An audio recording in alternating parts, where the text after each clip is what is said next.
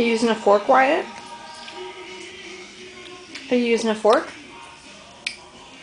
That grape's gonna be hard to stab. Yeah. Interesting technique.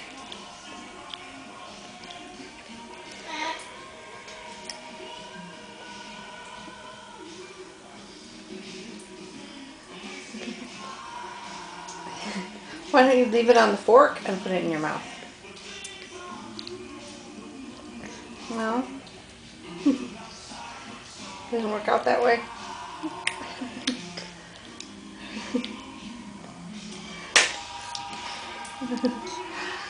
There you go. Good job.